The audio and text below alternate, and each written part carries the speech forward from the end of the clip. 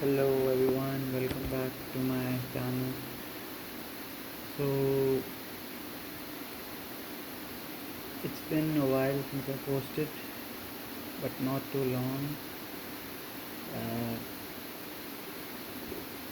I mean, time is relative, so it's interesting when you think about stuff that you can experience uh, within 10 days and it can feel like a lifetime. So I uh, was just thinking how different experiences teach you that you have no idea about uh, reality. We can talk about for hours and hours and write books, give lectures, but uh, one keeps learning through life. Um, I mean, I I realize, my impulsiveness, my anger, just like one has brain fog or some difficulty with breathing. Like I mentioned, I have chronic fatigue or dysautonomia, something is going on, and it's just a feeling like this is a body talking. Now, when a person is going through their post awakening, you know, they obviously will experience life in a different way compared to somebody who has not been through that experience. His stream of consciousness will be different. But anyways, what I was wondering was that if we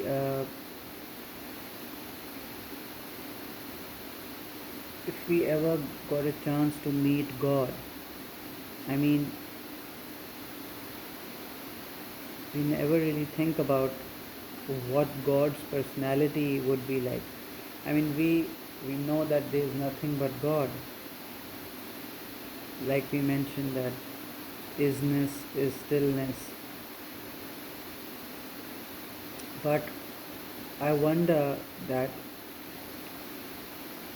if I could communicate with God, or if my soul will at some point transcend and go to the Creator. So God will appear in a particular form, and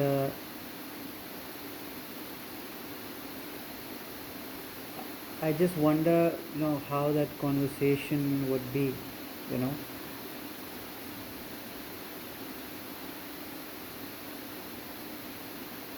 But I mean, we believe that yes, God is perfect, God is unconditional love, He is the dispenser of grace, most merciful. But I feel like if we see God as this practical person, uh, he might say that you you still have a lot to learn. You did not do this when you could have done this. You were wasting your time. You were doing certain things you were not supposed to, and you could be like a child, like a toddler in front of him, and throwing a tantrum that no God, I I tried my best and I don't understand why is this happening. I mean, I thought you loved me. So I feel like God will say that this this is what my love is. That love is not just a feeling of compassion or bliss. It's how everything is being controlled. There is this perfect system, but